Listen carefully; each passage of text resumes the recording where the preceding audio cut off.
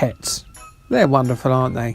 They're like the weird members of your family who wander the house completely naked and silently lick their genitals in the living room. Only these ones are furry and mentally in pretty good shape and don't require an urgent intervention from the local health authority.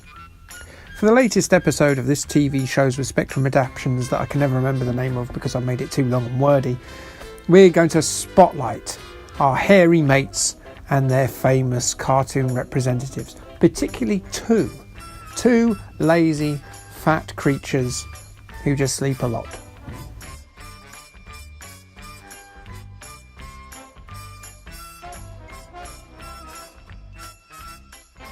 First up, we have mute, writer, fantasist, warplane enthusiast and incompetent doghouse user Snoopy. Yes! The Peanuts show-stealing pooch of Charlie Brown was first penned by cartoonist Charles Schulz in 1950 and has gone on to become one of the most recognisable and iconic comic dogs in the world. However, it wasn't until 1956 that Snoopy finally found his anthropomorphic side and started walking around on his back legs. Though Snoopy and the other Peanuts characters have their roots in the newspaper strip that ran for 50 years, Snoopy was involved in a vast number of TV specials throughout the last 5 decades and a CG animated movie in 2015, not to mention a ton of TV series, including a new one based on the original strips in 2016.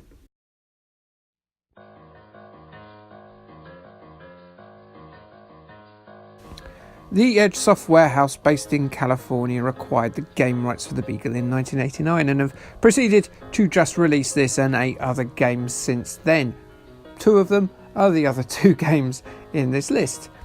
Mainly the Edge software house now just exists to get very litigious about other software houses using the word Edge. Both Electronic Arts and Namco have felt their corporate sting in recent times. Please don't sue me, but what a bunch of shysters. Also released for the Amiga, the Amstrad CPC, the DOS system, the Atari ST and the CDTV? Really?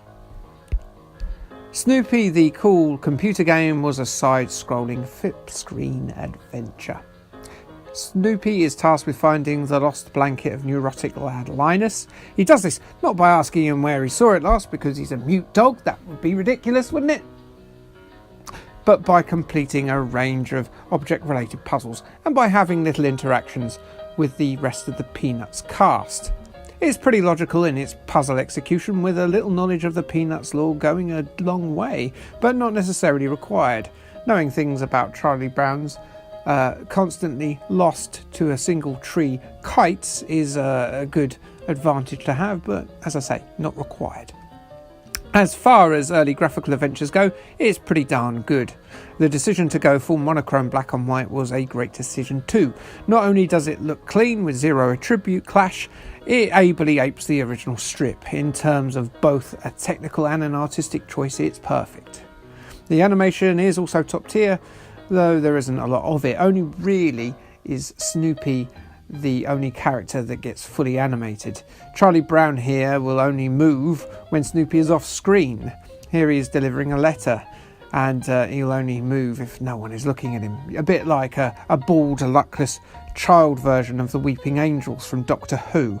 It's a good game for sure, with Yor Sinclair awarding the title a nice 88% in 1989, though Yor Sinclair was alone in this, as Sinclair user weren't a fan of the game's admittedly short length, giving the game there a lowly 55%. Poor Snoopy, I'm with Yor Sinclair on this, I think it's lovely.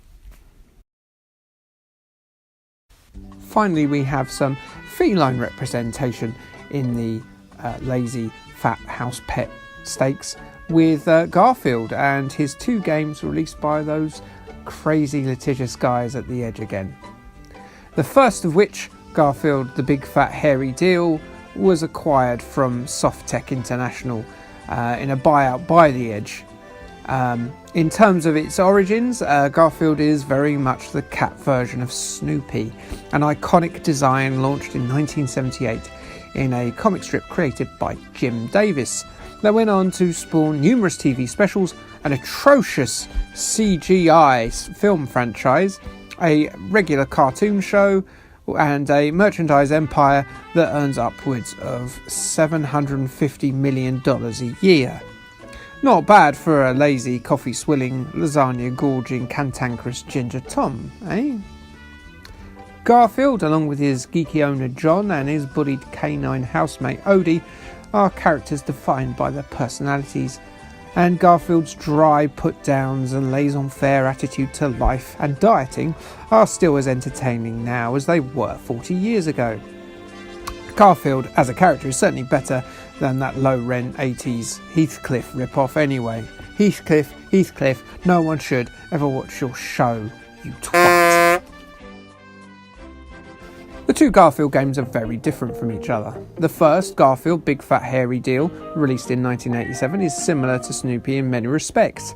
Garfield is charged with picking up and moving various objects in order to solve various logic puzzles, and it's part of his mission to rescue his girlfriend Arlene from the local cat pound. While this sounds very energetic for the morbidly obese lazy puss, Soft Tech actually factored in his constant need for food and rest with a bar that slowly depletes as you move about. You can replenish this by, for instance, stealing John's breakfast, or avoiding Odie's over-enthusiastic bounding by sitting on a high table or a stool.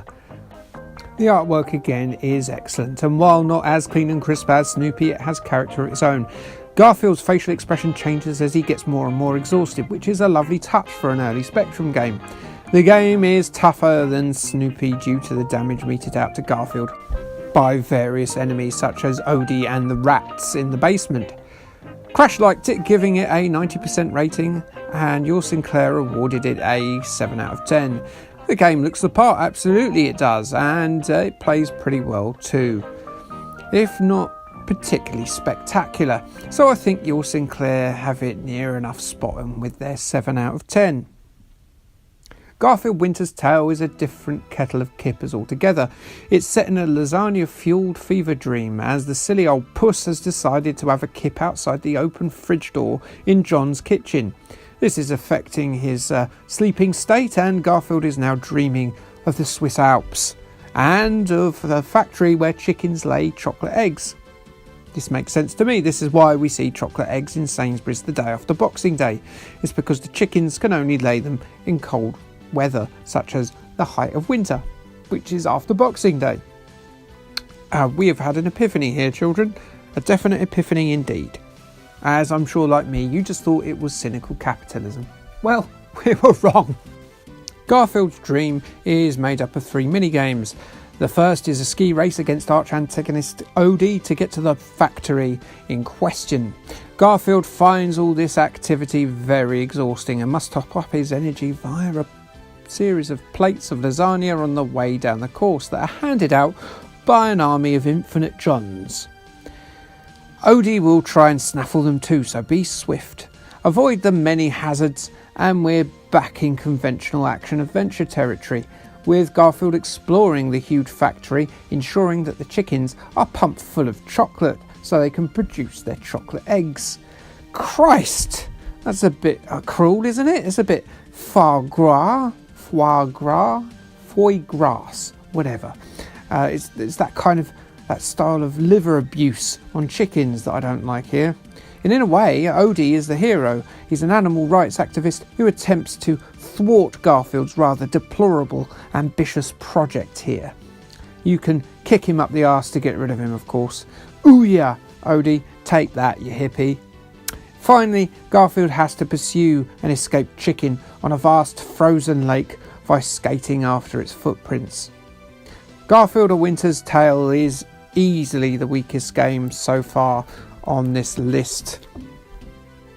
It looks pretty nice still, the graphics are very good representations of the Garfield characters, but none of the games are that good to play. All of the mini games to a game are deathly slow. They're very slow to play, very laboured.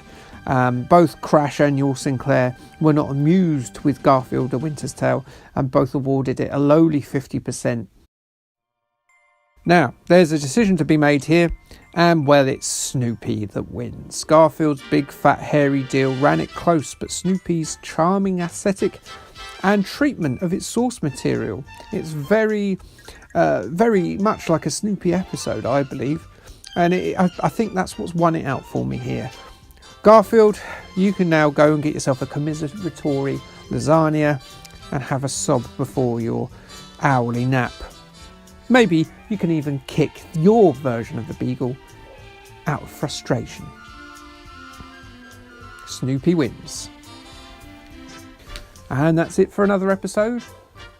Okay, thanks, bye.